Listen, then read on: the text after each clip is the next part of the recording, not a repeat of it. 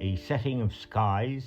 It's by Alan Thomas, and it is a literary work. Dell, who's in deep mourning for both his wife and his daughter, who died in a car accident.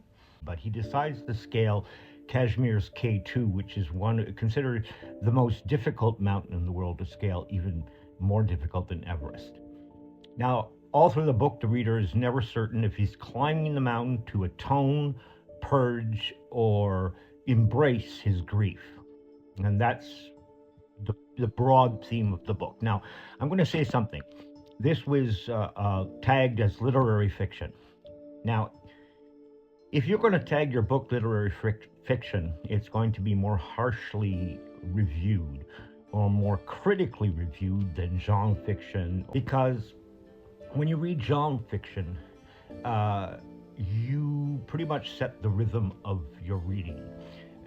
If it's very exciting, you read a lot of it. But literary fiction imposes its own rhythm on the reader. Okay? It revels in color, detail, character. It's not as plot driven. So it has its own rhythm, and every different work of literary fiction sets its own rhythm.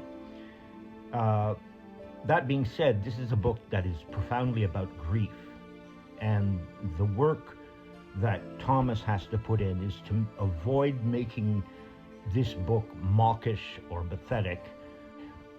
This forces Thomas to revel in the suffocation of deep mourning, and his character does too. And well, I've got to say, the images are beautiful. The central symbol of his daughter's toy duck, which got through the accident slightly damaged. It's heartbreaking. Now, salvation for the narrator is not a foregone conclusion.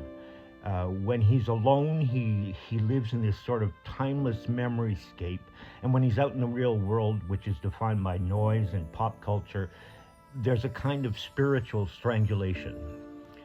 Now, I have one quibble, okay, and that the contemplation, grief by its very nature comes with disquiet, okay? You remember in Technicolor every argument you had with the person who's lost, every sin you committed, sin in quotation marks, and you realize that there will never be closure because of this.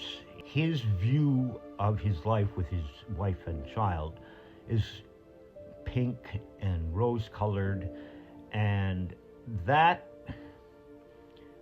would be tiresome, except that Thomas, the writer, spills his literary guts on the page, and the honesty of the emotions are sometimes overwhelming.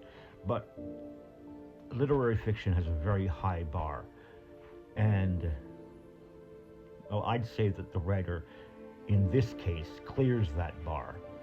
But I suspect his next equally ambitious work will be a gold medal. This is a writer that I will be following.